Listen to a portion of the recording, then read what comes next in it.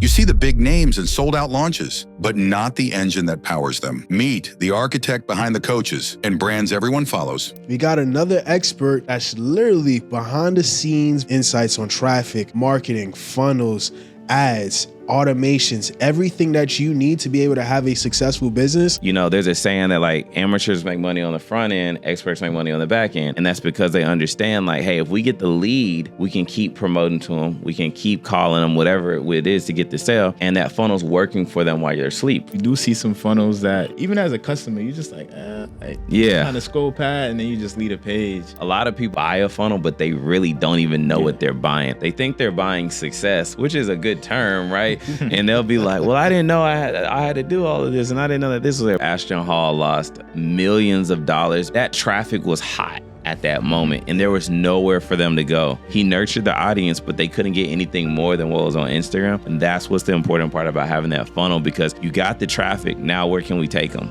Crafting out where we're going to be showing entrepreneurs how to leverage podcasting and get traffic, because we're starting to see it's becoming more common. A lot of these big entrepreneurs, they're all starting podcasts now, which is probably more than likely for that purpose. You got to get the lead in your system so you can own them, right? Because the money is in the list and the fortune is in the follow-up, but you got to own the list first. What's the top strategies on filling a funnel? You know what I mean? So that way you can always have those leads coming in, whether you're out promoting or you're not promoting. That's a good question. The main strategy is... Before we get into this amazing episode, I'm calling all business owners, coaches, entrepreneurs who got a great product or a service, but guess what? You're having a hard time selling it. You aren't getting any leads. Your calendar is dried up. Podcasting is the tool you need. It's a 24/7 organic lead machine that you need to have in your business. Absolutely. Having a marketing plan, some kind of way on how to find your clients within your business is the most important way on how you're going to be able to grow and hit all your financial goals, whether your goal is $100,000, whether your goal is $500,000 or even $1 million plus. You need more eyeballs. A lot of people are finding that ads are way too expensive for their budget. Also, another problem is a lot of people are over relying on other people to grow their business. So I'm talking about word of mouth and referrals. Those are not reliable strategies on how you're going to grow your business. If you want to learn exactly how to market your business and be seen by millions on top of millions of people, go ahead and click the link down below. I want to invite you guys to our masterclass where we're showing you strategies on how we was able to grow a huge platform within less than 2 years with over 300,000 plus followers across all channels. If you're looking to learn how to market your business and be seen by your dream clients, join us in this masterclass. Enjoy the rest of this episode because this one is going to be a banger. All right, cool, y'all. So welcome back to another episode of Motion and Success. Listen, guys, my name is Cody Brown. And I got my co-host with me. It's Ayo, and we back with another great episode, man. Like, we always giving y'all that heat. We always giving y'all the education. And guess what? We got another expert. We got another expert that's literally behind the scenes, behind the laptop, behind everything, behind the big coaches, big entrepreneurs that you guys are all familiar with. And we're bringing him in today to be able to share all kinds of insights on traffic, marketing, funnels, ads, automations, everything that you need to be able to have a successful business online and offline. This is going to be the conversation that you want to tune into. So if you want to learn exactly how to start launching your business, running ads, creating good content, all of that good stuff, and start turning those viewers into dollars, automations, funnels, keywords, text messages, emails, all of that stuff is very important. So go ahead and tune into this podcast all the way over to the end. And listen, I'm going to introduce my guy, Tony. TunedinTony, Tony Smith. Yeah. Go ahead and introduce yourself, bro. Thank you for coming. Yeah, definitely. I mean, thanks for inviting me here. It's fun being in New York, talking about motion and success for people. But my name's Tony Smith, on the internet known as TunedinTony, and I help business owners and online entrepreneurs scale their business. Most people know it as funnels, right? So they see a lot of coaches use the funnels to run webinars, sell their digital products, and that's exactly what it does. But on the back end, what it actually is, it's just a system, right? Mm-hmm. And no matter if you're an online coach or you own a car shop, right, you need a system for your business. There's a lot of activities that we do in our business that keep us hostage, right? Yeah. And the only reason they keep us hostage is because we don't have the systems to alleviate ourselves. And business can actually become non-enjoyable if you don't have those systems. But there's a lot of little things like, shoot, when I caught the plane here today, right? Like, we don't think about that text message that sends to you and tells you what time you're going to board, what gate you're going to be at, where's your bag. That's a system, right? So, but imagine if they had to literally like do that for every person. The capacity, they really couldn't do it, right? But when you put a system in place, you could do that. So every single business needs systems, automation, CRMs, funnels in order to grow. That's a fact, bro. I already know this is gonna be a really good one. But I do want to jump into a little bit of the backstory. Like, just tell us, like, where you from. How'd you end up? Because I'm pretty sure you wasn't doing this beforehand. Right. So, like, what were you doing before, and how'd you jump into the industry? So I'm originally from Knoxville, Tennessee. I moved to Atlanta in my adulthood, but the way I got into the business was compounded skills. So I wanted to be a graphic designer and start a website that helped young entrepreneurs network with each other when I was 18. Couldn't afford to pay anybody at 18. That was before the internet boom, where all these kids are making all this money online. So I had to go to YouTube University and learn graphic design by myself, right? So I was able to, like, over time get better and better at that. And then I went to the University of Tennessee, and then I started making club flyers. So I was making the party flyers that used to have like Lil Wayne and all those people on them to get people to come to the party, right? And that graphic design, and I never really saw myself as crazy creative. I'm just super creative by, like, I guess it's just there, but I didn't see myself as creative.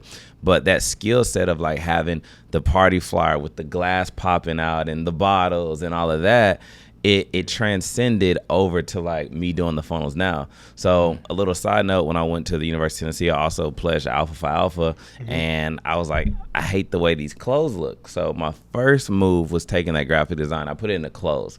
So how you got that shirt on right there, so we're talking about the screen print and the size of how you have to print, and like, I used to do all of that for like 10 years. And then through that, I took that graphic design, made cool shirts like you got on right now. And then I have made my own websites, and I made, my own text messages and emails. Well, everything that goes up does come down. And then I just got tired of being dirty and of screen print and shop. And what I would urge everybody to do is find that one person that you like want to model and just hang around them, because that saying, when it's like you hang around, X amount of people you want to be like, you'll be the next one, right? Well, for me, that was my guy, Justin Phillips, and we were both doing clothes. He had a brand called Support Black College. He got out of the business, exited, and he started selling digital products. He started selling ebooks during that time, and it was more lucrative than the business we were currently in, doing t-shirts. And one day I remember Justin called me and was like, bro, you got to get out of that shop. I'm talking about, I had a 5,000 square foot warehouse. I got all the screen print equipment, everything set up. And I was like, bro, maybe in like 2 years or something. He said, I give you 6 months. You got to get out that shop. He said, you're a level 10 talent playing in a level 2 industry. And then, you're hearing stuff and you're like, whatever, bro. And then everything started crumbling, right? And that was like, my energy had left it. When he said it, I just didn't know it.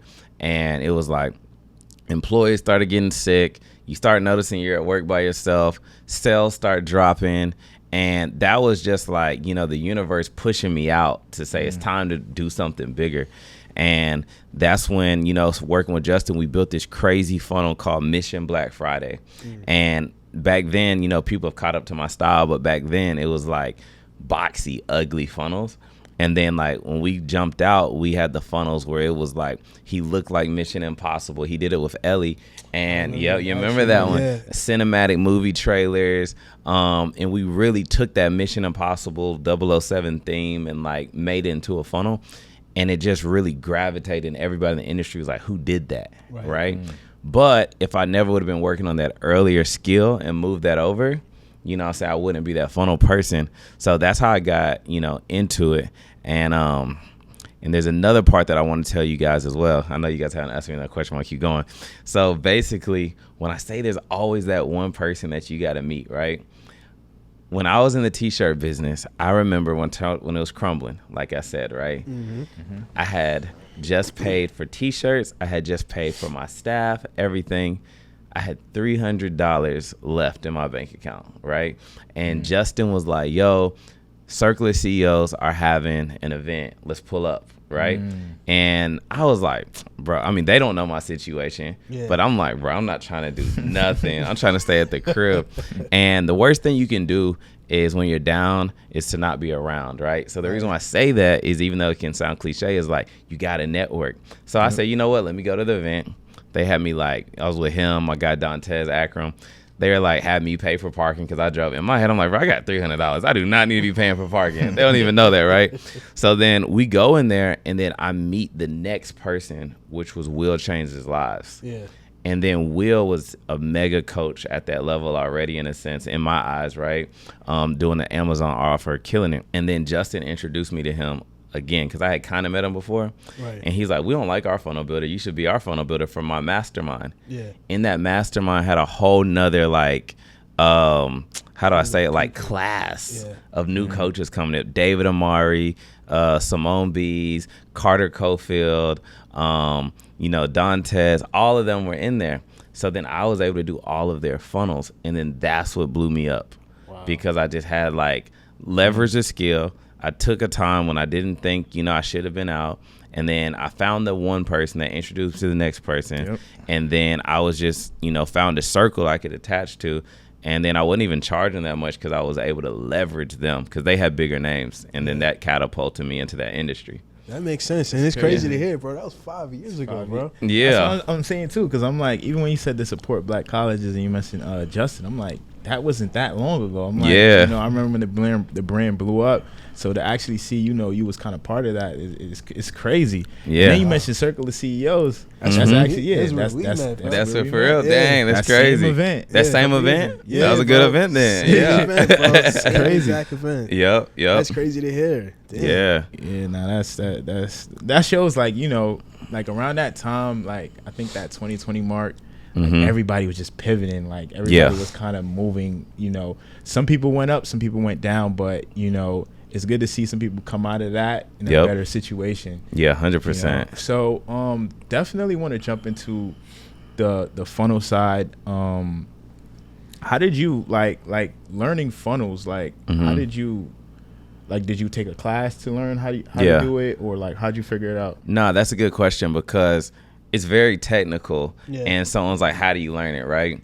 The first thing that made me really learn it was, I think, I'm running into problems, and I'm like, how can I fix this? And then I was watching Russell Brunson and, learning how they were into funnels, and I started seeing that, like, all the bigger coaches like Tony Robbins and Grant Cardone and all them use funnels. And I was really heavy on Shopify because I was an e-com guy, right? And then we were like, Justin and I were like, let's build this funnel on Shopify. But then we started seeing the limitations where we couldn't do upsells. We couldn't really do downsells at that time. They have upgraded now. Right. But at that time, we couldn't do that. And we tried to, like, Frankenstein our own funnel through Shopify, and it just didn't work the same, right? The system wasn't the same, where it was like our CRM and the upsells, the downsells, the emails, the text, all of that going. So that's when we're like, let's settle down and let's go to ClickFunnels. And I hated ClickFunnels then.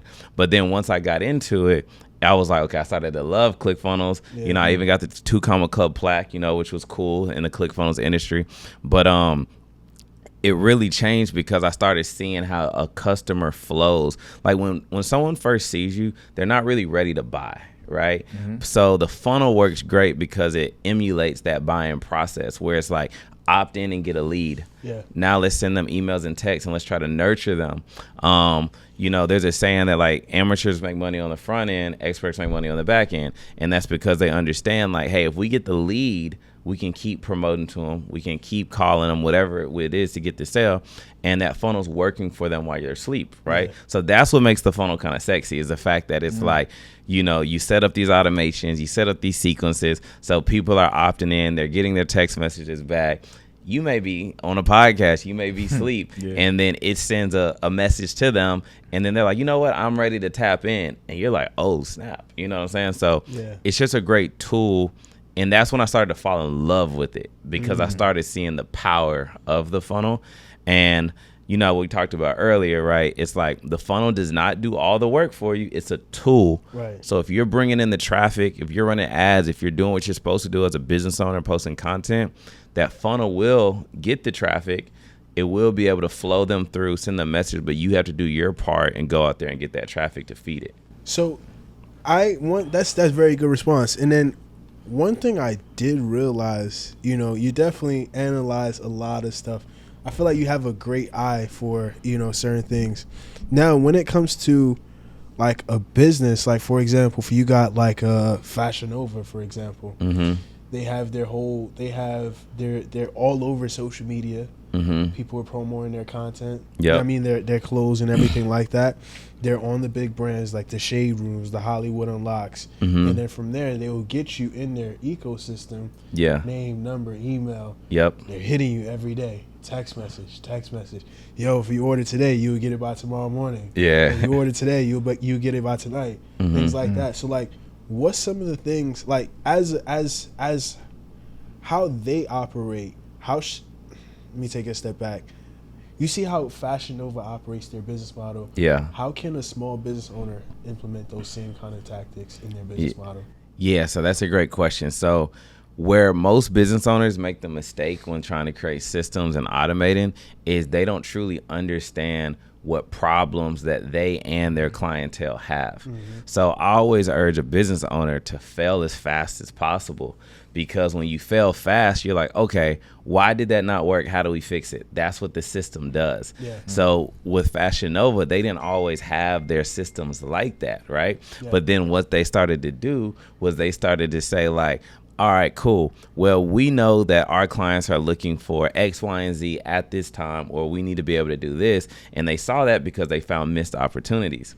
So for a business owner, small business owner, like you said, what you need to start doing is start taking inventory of like, where are the pitfalls in your business? Like, and your customers are going to tell you, if your customers complain and they're like, you never keep me up to date with this. Yeah. I never know what time I can come pick my car up. I don't know what day you're coming to cut my grass. These are all different industries. Right. Listen to those things and be like, okay, how do we create a system to be able to fulfill that hole? The other day, my neighbor was getting his car detailed. All right, I go outside. And this is local business because they really need systems, because the local businesses a lot are usually like single owner and they're just kind of over capacity, right? So I said, how much to detail the cars? Like, what's your price? And he was like, oh, I'll charge $75 for inside and out. I was like, cool, let's do it. Yeah. He had no system of like locking me in. He just gave me his business card. The issue with that was he let me be in control if I wanted to follow up with him.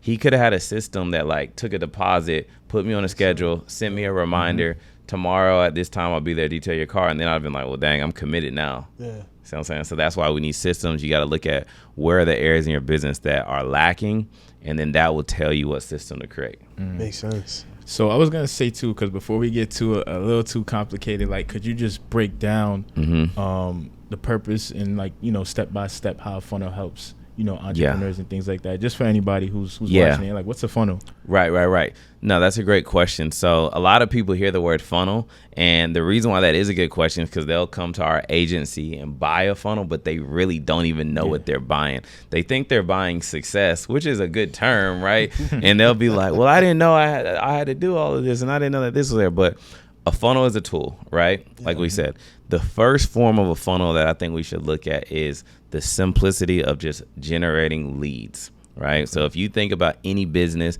whether you're a local service business, you're an online coach, you're a podcast, you need leads in order to grow, because we all need people to spend money so that we can stay afloat. With the funnel, what I can do is I can put out bait, just like a store will say, buy 2 get 1 free. You know, Bath and Body Works has their candle thing. They attract all the people in the store. You have to figure out, what can I put out, which is like a lead magnet, to get a lead. Now that you have a lead, you know, because most people always focus on buying something first, get the lead. Because now when the lead comes through, imagine, like we said, you guys have a funnel for the podcast. A lead comes through, you call them, hey, I saw that you guys are interested in motion success. How can I help you? So just that simple situation right there with the funnel, they were able to opt in. Now you own their information, which means you own the list, right? Yeah. And then now when they go to the next page, so a funnel is like, it's funneling them through. So think about like how oil comes through. Yep. So they opted in to learn about the podcast. Mm-hmm. Now they see a video of you guys talking to them any time of the night. You can be on vacation, sleep, whatever, but they're still getting that information. And then let's say, depending on your system, they could even like book a call with you. You know what I mean? So that's why I said, if you take inventory of what you need, you can build that step-by-step process. Because when people buy, like I said earlier, they don't always buy on the first time. They buy, they research, they may go to Best Buy and look at it first, and then, look at reviews, they go to YouTube. So how do you emulate that buying process? And the funnel does that because it's page by page by page. And to make it even more clear, when someone has a website, the issue is there's like choice overload. You got about us, options, services, contact us page, this. A funnel, there's one call to action on each page. Right. And that call to action is the call to action that's needed to get the highest conversion, to then take you to the next page to get to the highest conversion. So it usually may go like lead, apply, so you could qualify to see if it makes sense, then book a call. You know what I mean? Right. So like that. And yep. Makes sense, definitely. Because sometimes even when you go to, like, for example, you go to a restaurant, you got a whole list of options. What are you going to eat? I don't know. It's too many options. It's too many options. You don't know what you're going to pick. And a confused buyer doesn't buy. Exactly. So that's definitely a good point that you brought up. So now you had another question? Yeah, I was going to say, so, just over your time, doing funnels, like what's the biggest mistake that you see entrepreneurs make when they create a funnel? Yeah, the biggest mistake that entrepreneurs make when they create a funnel, there's two of them, right? So even though I'm big on branding and making people look amazing, and I think that's what we want to look at, it's not necessarily the design that's going to get you there. So I would say, this is going to be technical, they focus more on like UI, which is user interface, versus UX, which is functionality. So functionality, UI user interface. UX? Yeah, so think when you're on an app and it looks pretty, that's the user interface. Okay. The look of it, the style, the design. UX is like the background, the functionality of how that application works. Right. Most people don't think about that. All they think about is how they look, and they think that that look is going to get them the sale. Focus on the functionality first. So that's the number one mistake. The second mistake is them thinking that they don't have to work. Because like I said earlier, the funnel is a tool. Yeah. So the fact that it's a tool, it's like, okay, if a mechanic goes out and this new tool can help him finish 4 jobs in a day, right? He still has to have those jobs coming in to be able to use that tool to get 4 jobs done a day. So people don't understand that, like, you still have to run ads, you still have to post content, because you need a way to bring the leads in. Exactly. But once you bring the leads in, that funnel can save you a lot of time by, sending out what it needs. Let's think about webinars. Everyone wants to run a webinar, right? When you register for a free webinar, you go there, you sign up, boom, boom, text message goes out, email goes out. Yep. You know what I'm saying? That's a system. You don't want to do that manual. Right. Then it's able to sell somebody something, and then they bought the $27 product, or maybe they downsold and they bought the $17 product, and the funnel sent them the deliverables. You've been asleep the whole time. Exactly. You see what I'm saying? So that's where that funnel starts to funnel the client and work, but you have to bring in that traffic. Right. So now we understand that, funnels is the tool.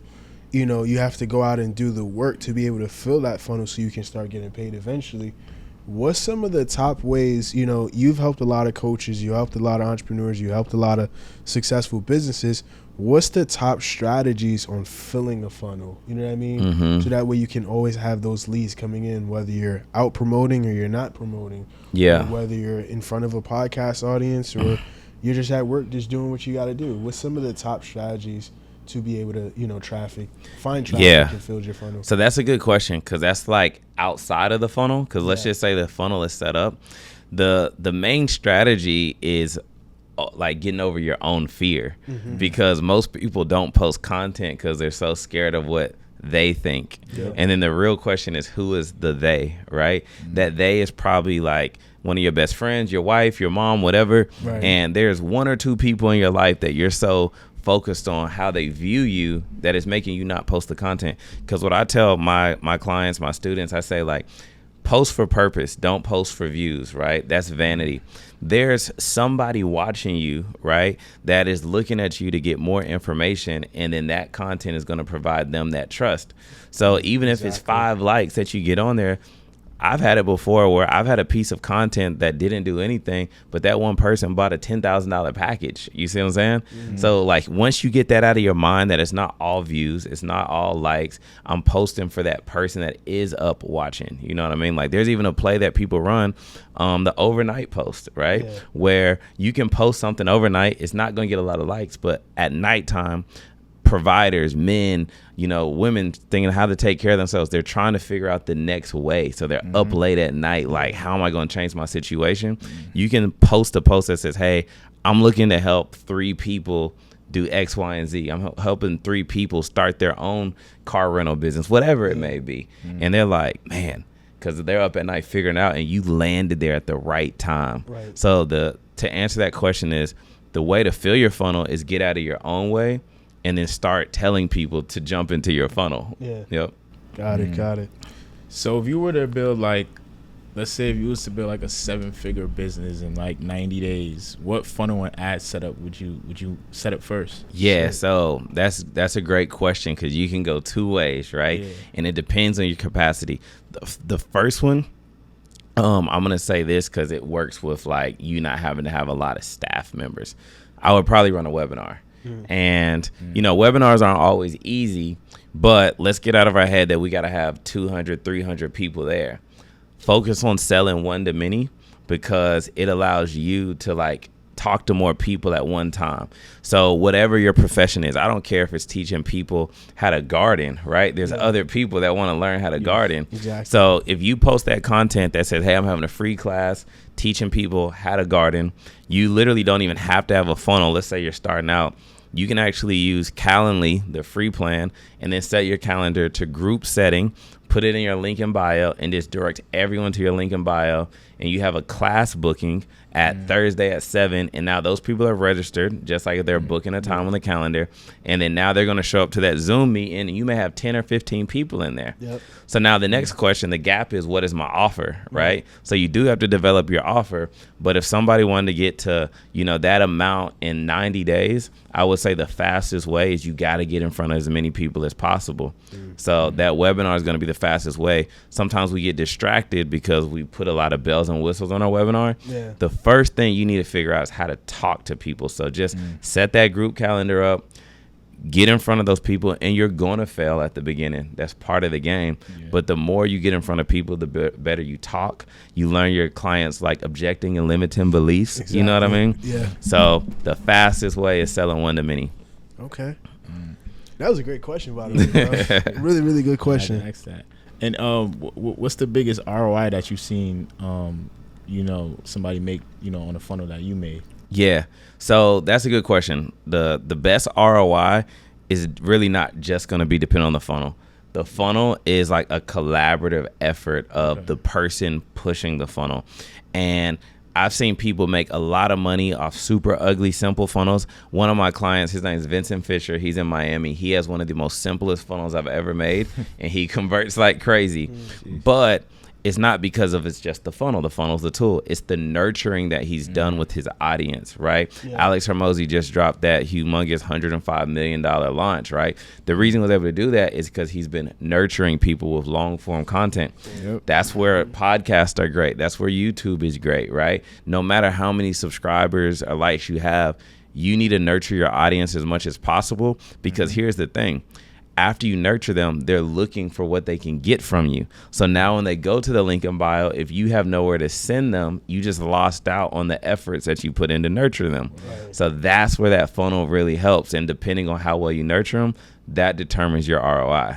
So, yeah. Sorry to break this amazing episode. I just have to let you guys know the best tool for marketing in 2025 is podcasting. Listen, it transformed our lives. Across all platforms, we was able to hit 15 million plus people. Imagine what it did for our business. To mention, we also have some notable likes just through podcasting. People like Usain Bolt, Dwayne Wade, Kevin Garnett, Stephen A. Smith, Cedric the Entertainer, Queen Latifah. But more importantly, having engagement by your dream clients is probably the most important thing that will move the needle for you and your business. So what we want to teach you is exactly how to go out and start creating amazing content that will find your dream audience to go ahead and start paying you for your products and your services. If you want to be able to learn exactly how to build up an audience and build up a brand online where people start knowing you, liking you, and buying from you for your products and services, what I want to do is invite you guys to our next free masterclass where we're showing you exactly how you can start taking your content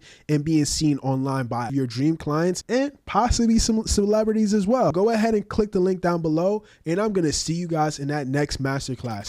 Got it. So when it comes to growing online and, growing a successful business, what I would say more online versus brick and mortar, like, what's the key components that, a business owner must have, whether it's funnels, an ad team, content creation? Like, what's the key components that you would say when it comes to growing a business online, so that way people can start generating more revenue? Yeah, so the most basic key component that any business owner needs is organization. Right. So the way that you can simply organize your business is using a simple CRM like Go High Level is great, because what that's going to allow you to do, especially if you're just starting out, is it's going to give you all the functionality under one roof. Back in the day when we were on ClickFunnels, the issue was we had the Frankenstein systems. We had Active Campaign, some type of text messaging, maybe it was like mobile text alerts. Then we had ClickFunnels, and all of this stuff was glued together with Zapier. So that made it harder because now you had to be a really technical person. But with Go High Level, you can still have to be a little technical, but you can set everything up under one roof. So now let's not think about Tony's big flashy funnels. Let's just think about setting up a form. I'm promoting my link in bio. Those contacts are coming into my CRM. I can set up a text message to send to them, or I can manually text blast them as myself. So now, even if you're a painter, now you're building up a list of people in your area that need paint in their homes or whatever. Exactly. And you could just say, hey, it's a slow week. Let me send a text message out to all of them and say, hey, it's Maurice the painter. Dude, does anyone need any paint this week? And you'd be surprised that 4 people be like, oh, thank God you called me. I need to get the garage painted. And you got a job. So that's why I say organization through the system is what they need. That's good. And how about, because a lot of times there's people coming to you because they're getting ready to start running webinars or even a challenge, or, they just got a new product that they're about to roll out. Yeah.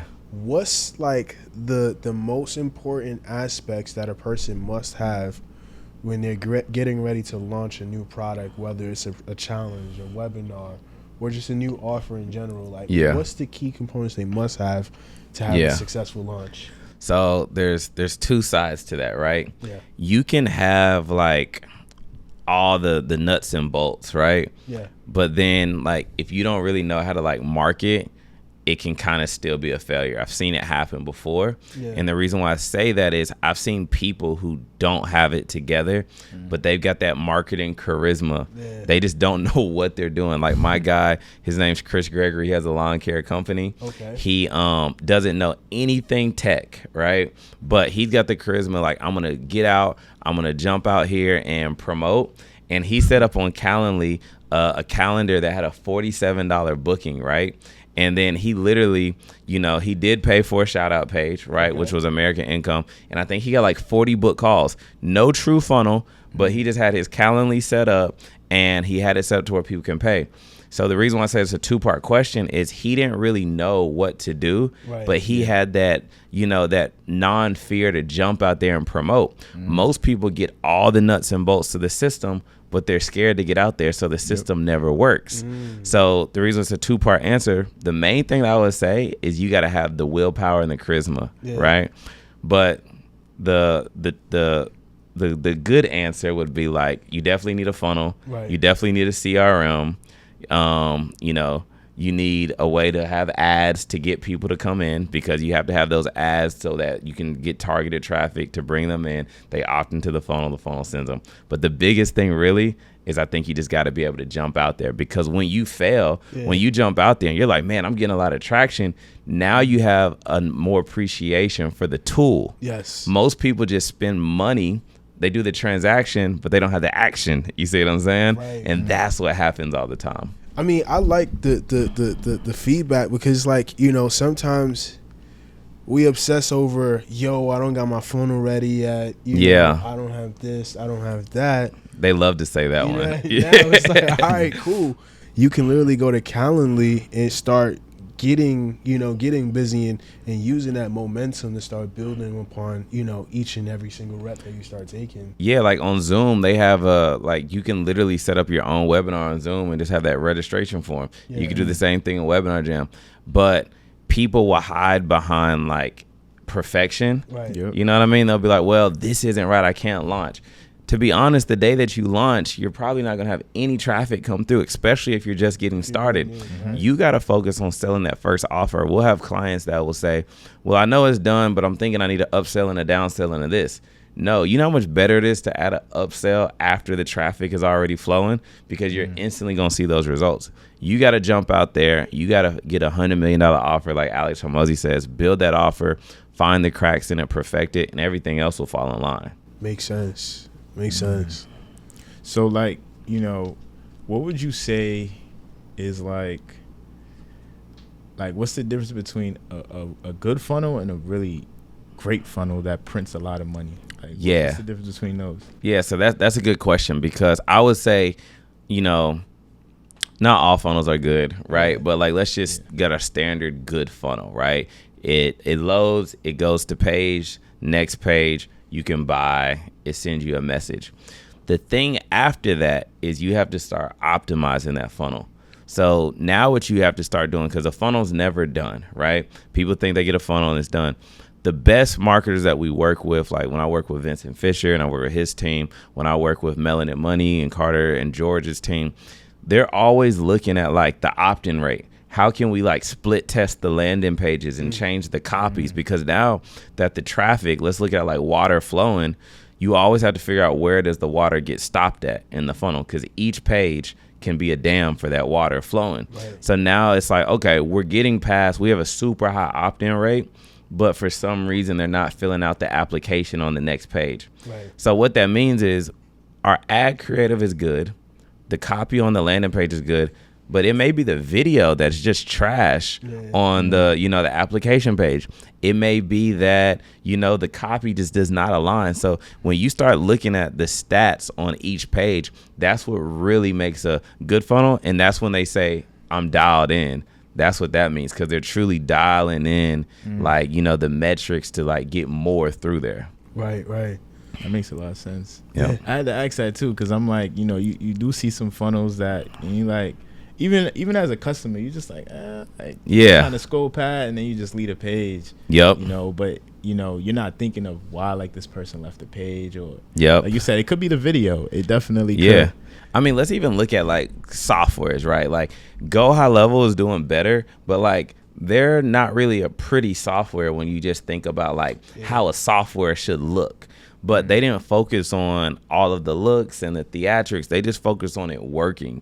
And that's what made them have that huge shift where everyone pretty much left ClickFunnels and went to Go High Level because they had a good product. Right. People are so interested in how they dress it up, and they're not looking at how good their product is. If the product's good, people are going to tell other people, because I can guarantee Go High Level didn't reach out to you. Somebody else was like, you need to get on Go High Level. You know what I mean? That's how it goes. Yeah, that's a fact. Or they be like, yo, I'm already on there. You definitely need to get in there too. Yeah. So for us, we're podcasters, not just podcasters, but we have a huge podcast, right? Yeah. When it comes to, you know, getting all these views and getting, you know, all this traction, you know, as a person, you know, on the behind the scenes, what's some of the things that, you know, podcasters, content creators, you know, must have to be able to start capitalizing off of these views? Because we have a whole lot of content that people can go ahead and they can just sit there for the next 2-3 weeks and just watch an episode every single day, you know, if they really wanted to. But how can, you know, we start turning those viewers into buyers, you know, for the podcast, you would say? Yeah, good question. I think the biggest issue that podcasters have is that they don't understand that the podcast isn't the revenue generator. The podcast is the traffic. Exactly. So now what you got to do, like, because most podcasters get focused on like, okay, how can we blow up our subscribers, right? Get the word out, and then people pay us to be on the show. Yeah, that's good. Yeah, AdSense through YouTube is good, but you have to understand, if you're cracking thousands of views, you have what we're paying for to Facebook, right?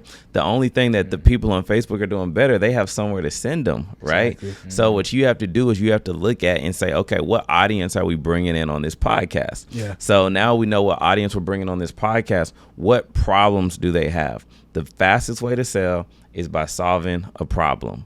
So now if you're like, okay, we attract business owners who watch our show, their main problem is that they need this or whatever, right? So now you can start, having those in your link in bios and your descriptions. But the thing that you have is you already have the viewers. So now what you can start doing is dropping that offer in through different placements. But what most podcasters make the mistake on, they're always so big on just get on my show, pay me to be on the show.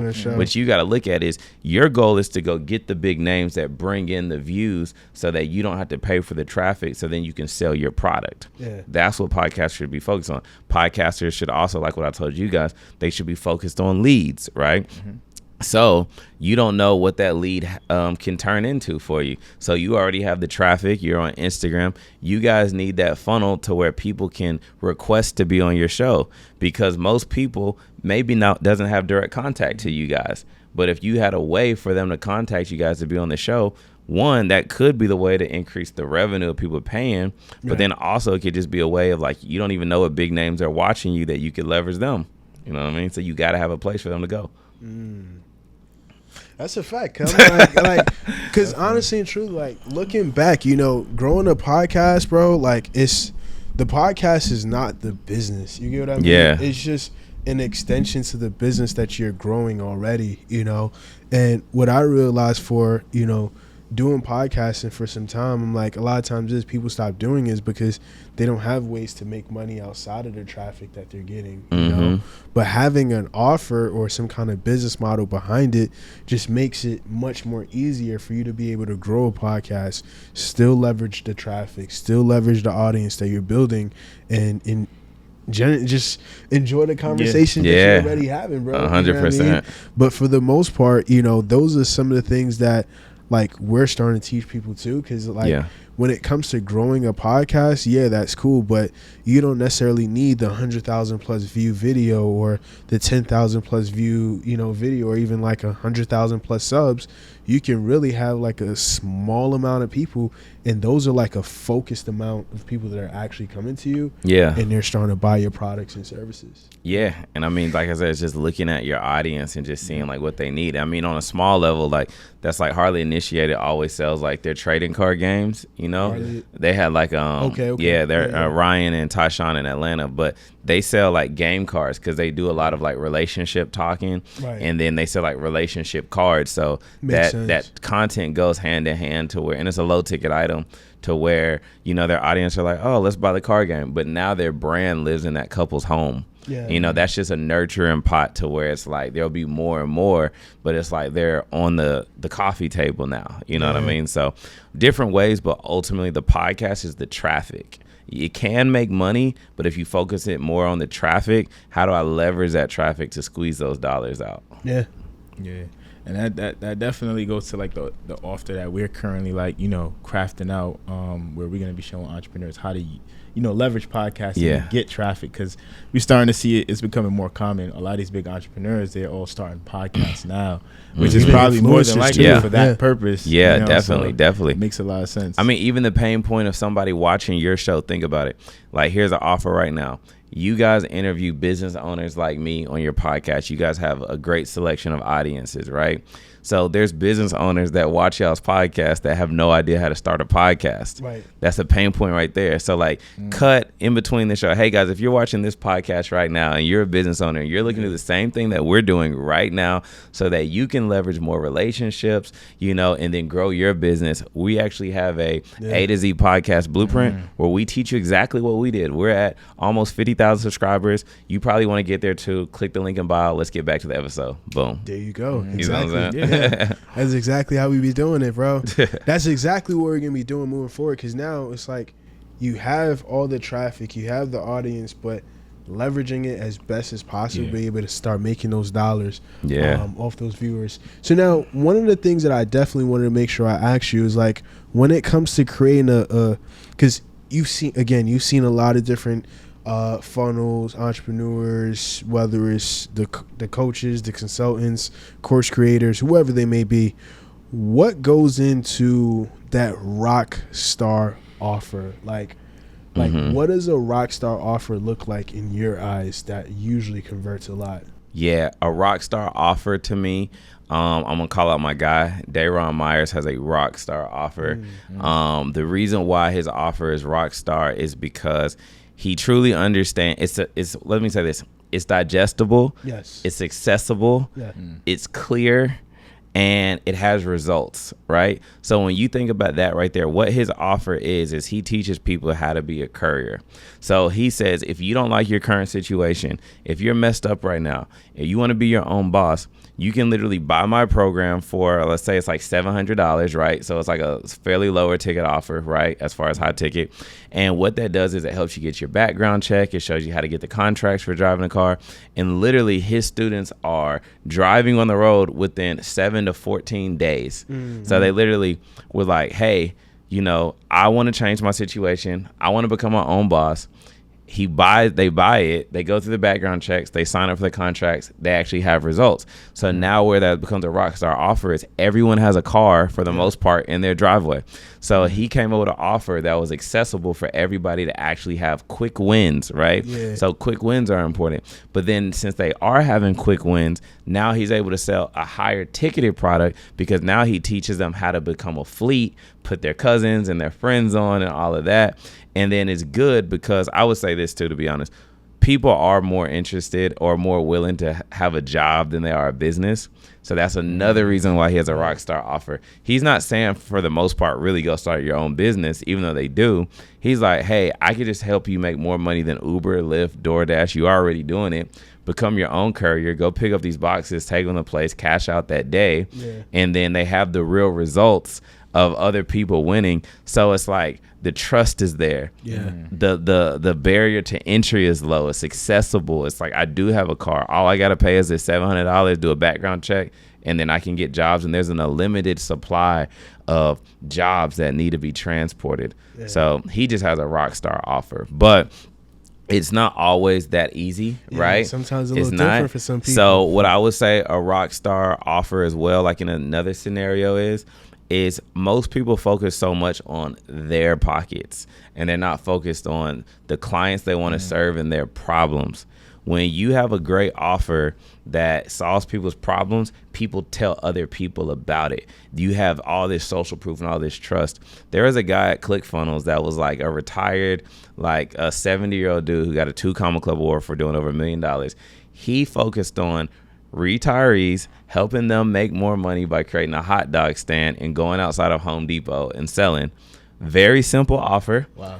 Easy to digest in the sense of I can start a hot dog stand. I know Home Depot. I can go out there, and people trusted him for it. Wow. He had the photo proof. He was out there. They bought his program, and it seemed like something they want because he dived down into what's their pain point. Yeah. They're retired. They're on a fixed income. They want to make more money, but they don't want to do nothing crazy. So he understood his audience. So to conclude on that question, you have to understand your audience to create a rock star offer. Nah, but that story by itself sounds like I'm not gonna lie, bro. Like, because a lot of times when it comes to retirees, bro, like most times while they're working, they're knocking down all their credit card, all their debt, so that way whatever expenses they have is very, very minimum. But showing you how to increase your income or even save more money is definitely one of those best offers. Also, one thing that I learned from Russell Brunson is the health, wealth, and health, wealth, and relationships. Those are usually like the best offers that you can create, right? Yeah. And then also too, when you think about it as well, sometimes it's not actually like the core of the offer that wins. it's like the transformation that it creates. Yeah. So a lot of times for all our online coaches, the mistake that you're making is you're teaching too much, right? And you're doing your students a disservice because you can't teach them everything in an hour. Your job is to paint the picture of what will happen if they take action on your offer. So even though this retired guy teaches other retirees how to create a hot dog stand, the real offer and transformation that he's offering is you're on a fixed income. Yeah. How can I give you something easy to do to where you can bring in more money on top of that fixed income? Yeah. And the fact that it happens to be a hot dog stand, that's what they're buying into. So it's not necessary that everyone wants to just start a hot dog stand. They really want to create that extra income, and it's something that they trust. Yep. I walk into Home Depots and there's always a guy out there selling some food and they're like, I could do that. So you have to look at, how do I inform to transform? Makes sense. Makes sense. I definitely want to jump into the ads and the automation side. What would you say is like some good plug and play tools that entrepreneurs who like they kind of hustling, they doing everything on their own, but they want to scale up? Like, what are some tools that you advise them to use? Man, so let's break that question down. Where are they at? So I can think of like the tools that they need. So let's just say like I'd say like a transition into that like 7-figure entrepreneur mark. So they got some employees. Okay. Not a lot, but they're doing a lot of the workload. Like, let's say like Got they're you. probably Okay. the ones picking up the sales calls. They're probably doing Yep. probably still kind of having to train some, different VAs and things like that. Like, Yeah. what are some tools that This is they what I use? would say for that. What I would say, if they're at that level where they have the staff, they are growing, right? The problem that it sounds like that guy that was having that we described is, as an entrepreneur, we're always thinking about like building and like fulfillment, right? But we don't focus so much on like training our team, creating SOPs, creating the training that's needed, because it's slow and it's boring, right? Yeah. And it's kind of just not where our mind is. But if you create the training for your team, what that does, it alleviates you from doing it. Because there's a lot of things my guy Justin always says, it's called MWAs, minimum wage activities, that we do in our business that should be delegated out. Yeah. We have softwares like Upwork where we can get VAs for literally $100 to $200, a week. One of my friends, he just hired a VA for $5 an hour that responds to all of his DMs in TikTok and Instagram, and they send him an end-of-day report. He was literally doing that job by himself because in his head, he just couldn't think of how to alleviate that position. Well, now what he should do is, the fact that he's brought that person on, he should now create the SOP, because there's going to be a day where that person no longer works for him. Exactly. And he doesn't need to go back into training them. He needs to give them the video training, the SOP, to be able to not have to do that again. So to truly answer that question, there's so many softwares out there, but I think the main thing they should work on is leveraging how to create the training documents to be a better leader, to be a better manager for their team. Yeah, definitely. That makes a lot of sense. That definitely does. And when do you feel like, on the ad side too, when do you feel like an entrepreneur should focus on organic growth and then focus on running ads and doing all that? That's an excellent question, because us as an agency building funnels, everyone just wants to jump into ads, and then they just believe the ads should work. The ads are an amplifier of anything good or bad. The reason why organic content is extremely important is because if you can master organic content, and mastering organic content does not mean going viral, it's just being able to create content that resonates with an audience. It could literally be, because everyone's ratios are different. If you never get likes on your page and you post a piece of content that gets 10 likes, that's probably going to do well with paid ads, because there was something about that creative. It probably had a great hook, a great story, and a great offer, and it followed that framework. And then now people like it. You can take that and run ads to it. People make the mistake, and the reason they crash and burn out on ads is because they're like, just throw whatever up there and people should. No, they should not. You see tons of ads every day that you don't take action on. So what you have to do is jump out of this seat, jump into the customer seat, and be like, what would make my customer or me jump out or say, I want this, right? And what I try to do is like hone in on that emotion of when I'm scrolling on Instagram, what made me stop? Because that's a metric also on Facebook. It's like scroll stop. And you can see like which ads have like the best scroll stop. So what you have to think about is like, okay, I put out ads all the time and they don't always do good. And you may think that ad was a banger. Yeah. That's another thing. You can't go off of you. You got to go off the data. We only make decisions based on data, because now we can say like, okay, this ad has a higher click-through rate. I can see the money's coming through this ad right here. But to sum that whole question up, organic first, then go paid ads. Yeah.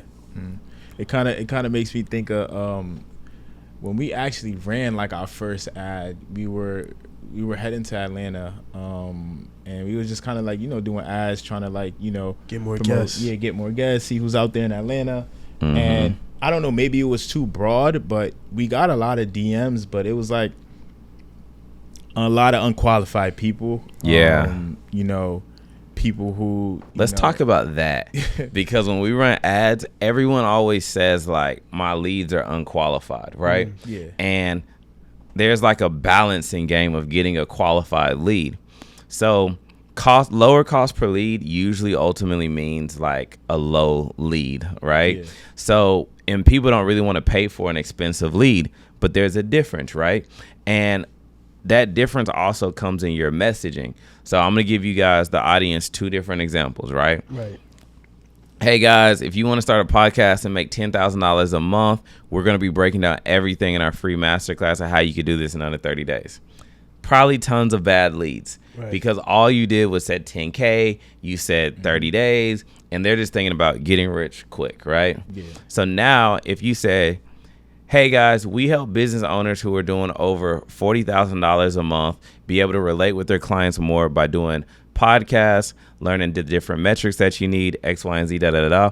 The difference is you pre-qualified in the content. You called out business owners as the avatar, how much money that they're making. So now what's going to happen is you're going to see your cost per lead increase. Right. And you're probably going to be like, the ad's not working well because the cost per lead costs more. No, it's just less of those people. Yeah. So it's going to cost more for Facebook to go find them. So it doesn't mean that anything's bad. One of my friends that's working on a client, she has a challenge, right? And she's done a crazy challenge, like $2 million back to back on her challenge. God, her cost per lead is $14 to $30 for one person to get to register. But what she understands is she's going for the more qualified person, right? Yeah. So let's talk about this. I love analogies. Let's say you're having a dinner, right? It's $1,000 a plate for a dinner. It's a charity event. Well, yeah, it's going to cost more to get those people to like show up to the dinner, but those $1,000 plate people may end up investing $300,000 to $400,000 in donations to the charity, right? But if we go out and get a whole bunch of people buying JJ's fish plates, they're going to show up and eat, and then they're going to leave. You see what I'm saying? Yeah. And that's the scenario that we're going through right now. Like, we're so focused on $2, $3, $4, $5 cost per lead. We're getting those JJ fish plate people. JJ's is good, but they're showing up to the webinar and they're leaving. Right. We need to get the $1,000 plate people. So it's going to cost more to get those, but they're going to be a better person. Right. So now when it comes to starting off with like running ads, do you suggest that a person, let's say, for example, we have an audience on almost every platform that you can think about, Facebook, TikTok, Instagram, YouTube.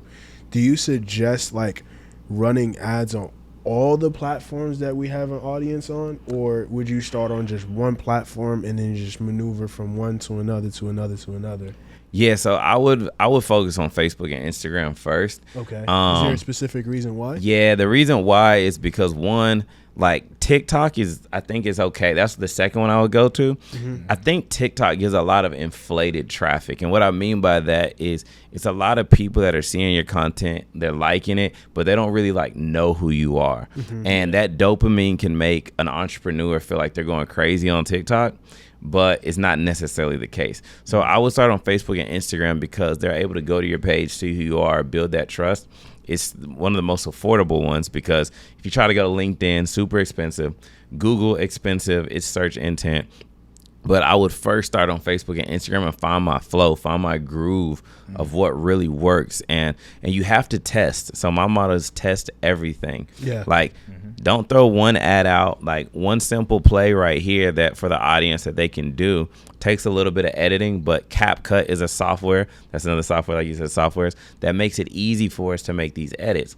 What I would do is I will record like 10 different hooks, right? So the hook is super important because it's going to hook the audience in, right? Hey, business owners, boom. Hey, entrepreneurs, boom. And then have like a couple of bodies, and then probably keep like one or two call to actions, which is the offer. But let's just say you keep the same offer, the same body. Test it with different hooks, because what we know is people only watch for like a second or two anyways. So even if that second part of the ad just to get you going stays the same, just create like multiple different hooks on it and then like chop them and put them together to see what works. And then what you can do is put all of those into their own like ad set or whatever, and then just see which one performs better, kill the ones that aren't working, and then let the one that's working grow. Yeah. Makes sense. Like, what are some creators or entrepreneurs that you say that mastered the organic and the ad side that you could just say, like, if somebody wants to replicate it, you should watch this person? Got you. It's different for a lot of people, right? So I would say, like, I mean, your influencers, of course, but I don't want to say that because I don't want the audience to say that's not me.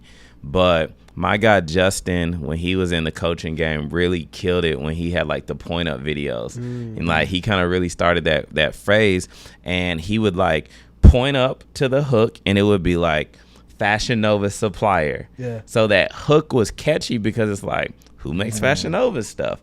So it'd be like Fashion Nova supplier, and then he would just record it on his computer, like going through like who the supplier is, where their website, boom. So it wasn't hard work. It wasn't like he was going out shooting on professional cameras. Yeah. But what he did was he had a good hook, and the framework for an ad is hook, story, offer. So the audience has to take that with them because it's going to be different for everybody. Like the fitness guy, his hook could be like, crazy insane workout, they get you a 6-pack in 3 weeks. That could be his hook. You know, for Justin and Ecom, it was Fashion Nova supplier. So it's all these different things, but if as long as they follow hook, story, offer and put their self in that framework, they'll just start seeing results. People were kind of they were coming for like Ashton Hall in his situation when he was getting like millions of views. Pretty much he was getting like hundreds of millions of views. But people were saying that he wasn't making as much money as he should have. Correct. Because, he probably didn't have a funnel in place and certain things like that. Even when you looked at his bio back then, I think he probably had a link to his Twitter page. Yeah, his Twitter page or something like that. So in his situation, like, how much money do you think he possibly missed out on? Yeah, unless there was strategy behind it, because I was looking at the same thing, I believe Ashton Hall lost millions of dollars because that traffic was hot at that moment and there was nowhere for them to go. They were all looking at his stories. He was hooking us in with, submerging his face in the ice water. That was the hook, the story. There wasn't really an offer, right? But the traffic was so massive there, but you couldn't do anything but follow him, right? So unless there was a strategy, if he would have simply just had something in his link in bio, he would have had so many leads coming in. So unless he didn't want him, he definitely lost out on millions of dollars that was just begging to figure out what he can get. He nurtured the audience, but they couldn't get anything more than what was on Instagram. And that's what's the important part about having that funnel, because you got the traffic. Now where can we take them? Right. And what's crazy, there was like Saratoga, because everybody started, getting the Saratoga bottles. And it was like they made like $20 million off of him. And they didn't pay him nothing. It's crazy. It's crazy. So with automations, what are some tools that you use that you feel like entrepreneurs in 2025 that they should be using in their business? Some automation tools. So where Go High Level really like wiped away a lot of stuff is before High Level, I use like Klaviyo or Active Campaign for emails, Simple Text, Mobile Text Alert for that, Calendly for my calendar, which I still kind of use, Jotform for my forms, ClickFunnels for the funnel, and then Zapier to glue it all together. And it took me some time, but when I finally shifted, it made so much sense to use go high level, just because it's like one subscription fee, right, which helps business owners, and it has all those tools in there. So now I'm able to have a system that communicates with all the other tools. But then also one of my favorite tools in there that people probably don't know about is the Instagram automation. So it's kind of like mini chat, right? You can set up a workflow in there. So when people comment the word class or they comment the word automate, then it's automatically going to send them a message. And the reason why it's important is because with mini chat, although that is an excellent and great tool, even though it says it's like $15 online, there's a small print under that price that they charge you per X amount of leads that DM you that word.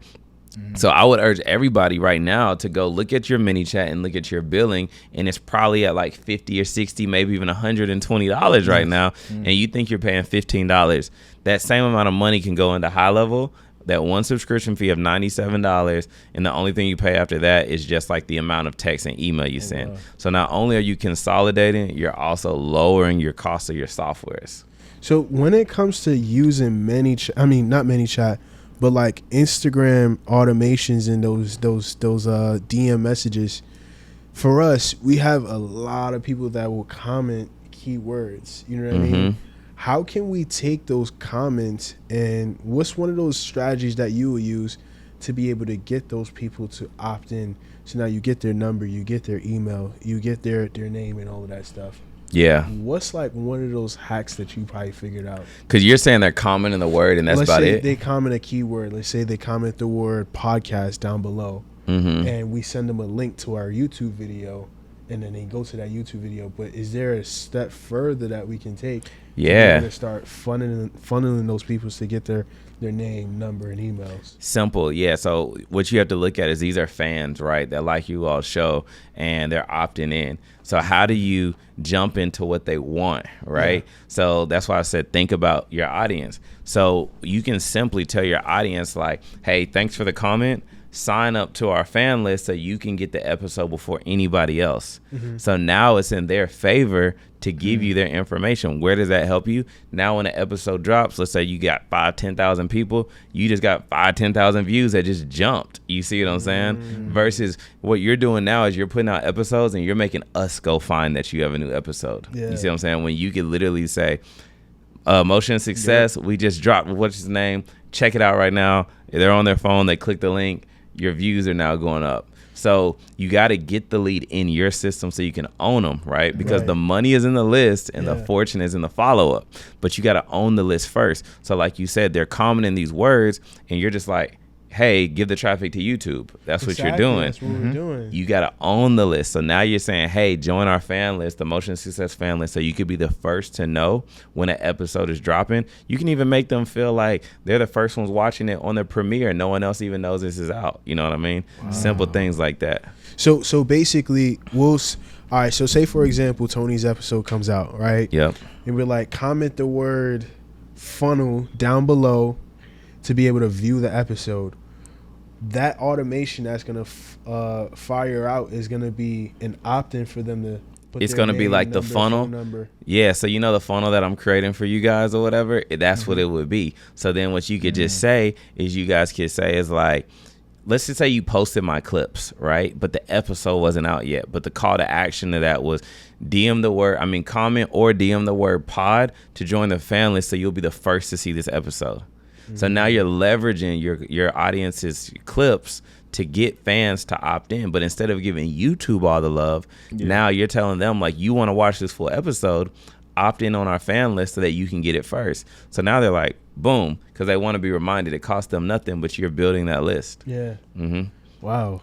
Because honestly, bro, we've got videos where it's over like 20,000 plus comments on some of them. 10,000, 6,000, 5,000 comments on one piece of content. I'm like, yo, like we just sending them to YouTube. Yeah, you giving YouTube all the love. We're not even getting a name, a number, nothing, bro. And it's like people are watching this content and they're seeing this from, let's say 3, 4, 5, 6, or even a year ago. You know what I mean? So now it can almost track, be like, all right, cool. This is how well your episode performed. We got these amount of opt-ins. We can, start tracking performance and all of that stuff too. Okay. All right, cool. Yeah. So I think that's probably one of the. That's one of the ones right there. That's definitely one of the ones. Yeah, we gotta implement. We gotta implement that for sure. Yeah. I wanted to know what's your like, how would you advise, like, you know, because it's a lot of creators out there, even influencers, who they're coming to the entrepreneurs because they aren't monetizing as much. Like, they get millions of views, but they're not monetizing as much as they should be. So what would be your strategy, or, you know, step by step, how they can go from broke creator to making their first 6 figures in a month? Got you. Broke creator to making their first 6 figures in a month. The first thing goes back to what we said earlier. They got to know what their offer is, because there's so many creators, like you said, that are like, especially like, let's go true influencers, right? Yeah. They have all this traffic and they got a t-shirt for sale. That's it. Yeah. So the real issue is they need like the training, the coaching, the understanding on how to find an offer that their audience would resonate with. And it doesn't have to always be coaching or a digital product, you know what I'm saying? It could literally be how Harley Initiated had a card game, you know what I mean? But what they have to figure out is, what is something that their audience would like? Kai Cenat did Streamer University because he knows people want to stream like him, you know what I mean? So what he did was like, hey, there's a humongous audience that is trying to copy me all the time anyways. Why not just show them how to do that, right? So, you know, I see sometimes there's this guy, I don't even know his name. He's he cooks all the time, right? Gets tons of views. I clicked in his link in bio. It just goes to an Amazon book. And we already know Amazon's taking a humongous cut of that. Why not come up with your own somehow cooking curriculum to teach people your meals? He could even have some type of monthly recurring where it's a community on school or something like that, where he drops in all his recipes that he cooks all the time and the videos. And now we're already watching them on Instagram for free. It could be a deeper level of that, where it's like, yeah, I will pay $27, $37, $47 a month to be in your school community because I truly want to know how to cook better for my family at home. You know what I mean? And then he can dive into the pain point, right? The pain point isn't just him. The pain point is to be like, hey, are you really trying to impress your wife or your family with like these 5-star meals, but you don't want to pay for them at the restaurants? Well, my $27 a month community, I literally break down all the ingredients, how I create the meals. Because on Instagram, guys, I can really only give you 30 to 90 seconds. But in my school community, I can really break down, you know, 5 to 10 minutes of how you should season it, how you should do that. So now that customer watching is going back to that pain point. I need to make better meals at home because my wife be telling me my food trash. You see what I'm saying? Yeah. But if now I watch him, I'm going to buy that because I want that transformation. So influencers really got to dive into, like, you're already teaching it for free to the people on Instagram. Figure out a way to still do that because you're bringing them in, but how can you give them more? No, that's game. That's game. I had to ask that too because, like, that's the skill of, you know, the funnel system, knowing how to run ads. Like, it's a real, like, powerful tool. Like, a lot of people don't know. Like, even when we go to, like, the music label, a lot of the artists, that's what the labels are doing for them. Yep. But if they knew how to do it, they wouldn't need them. They wouldn't need them, which is like kind of like Lil Russell. He kind of brought it up. He said, I threw hundreds of thousands on ads. I just saw that. Yeah. So like, imagine if most people knew this, they'll be probably making way more money and be more valuable. It's crazy. I'm working with a music artist right now, and what I notice is that industry, they purposely keep the artists in the creative realm. They don't want them to know the business realm, because I was telling one of the artists, and he's cool, but it's the other artist I was trying to levy. I was saying, like, we built this lead generation system for K-Camp that's going crazy because people already like him, right? So when we chop his clips up from long form to short form, run them as ads, we're getting a fan for 35 cents, right? Which is super cheap. We can sell them merch. We can sell them this. And the artist was like, leads, my label handles that. That's literally what he said. And that's where the label wants them at, right there. You see what I'm saying? He's like, keep making that music. Don't worry about the leads. Dang. Because if he had the leads, he could literally throw his own shows. He could throw his own merch. But the artist isn't thinking like that. Right. You can go on tours. You can have all kinds of other stuff going for yourself, too. Wow. Yeah. Okay. But, all right. So I know you got a lot of different projects that you usually work on. What's some of the things that you're working on right now? Yeah, so what I'm working on right now is I finally said, you know what, let me do an event for the people. I've always done projects for individual clients because we're an agency, but, you know, we finally said, let me step out of my way and we're going to be having a 5-day event called Automate Your Business Live. Yeah. So it's going to be 5 days where we're going to be live, me and my partner Dion, and we're literally going to be helping business owners. So this is for business owners that feel like right now, work is a little bit harder than it should be, and then you can make it easier. So it's automating5.com, and each day we're going to be breaking down the different automations that you need to create less stress in your life. My whole mission for you is to grow more and stress less. But when you're in your business and not working on your business, you don't really have time to grow the way you want to. And I'm a victim of it. I'm the victim that's making the clients funnels at 3, 2, 3, 4 in the morning because, I haven't always taught my team how to design like me. That's what I was saying earlier with the SOPs and the design. So I understand for us business owners, it's a pain point we all have. Exactly. So our goal is to help alleviate those minimum wage activities that you're probably going through right now, and just show you like simple systems that you can automate, how to hire virtual staff at a low rate so you don't always have to hire in-office staff so that you can grow. So that's what I'm focused on right now, is automating5.com. That's tough. That's tough.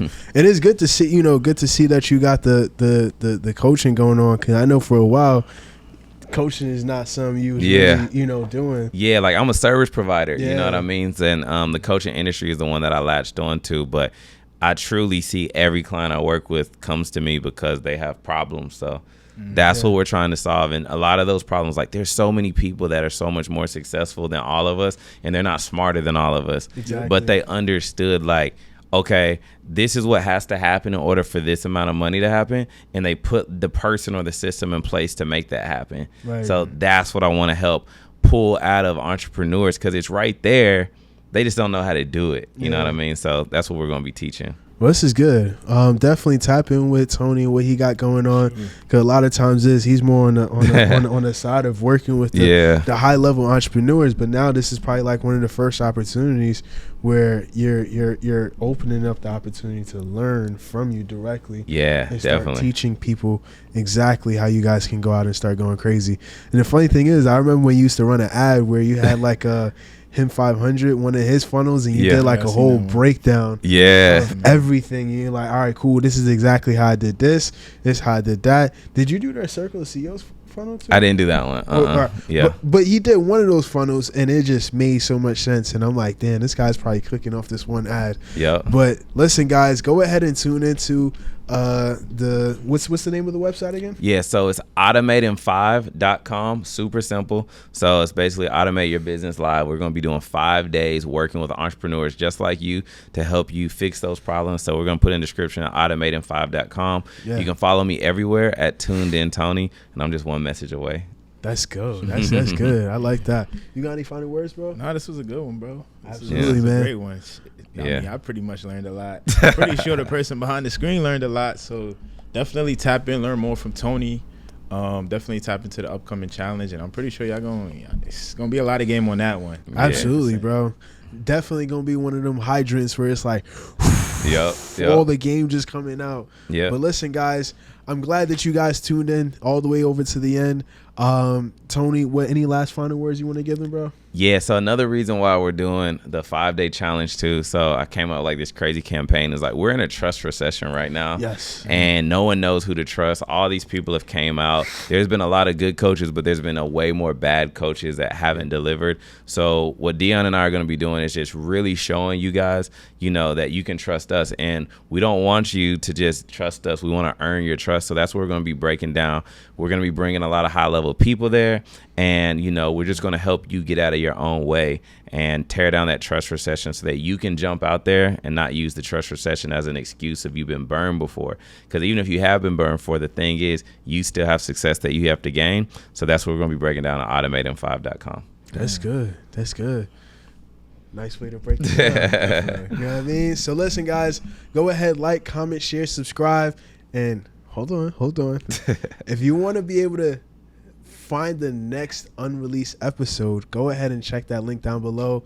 You guys will be on the list to be able to become in our fan base, so that way you guys are always tapped in. You guys are always seeing the new drops. You guys are always seeing the new clips that are coming out, and you guys are going to be able to join our community. So go ahead, check the link down below, and I'll see you guys on the inside. Listen, This is another episode of Motion and Success. I'll see you guys on the next one. Peace. Peace.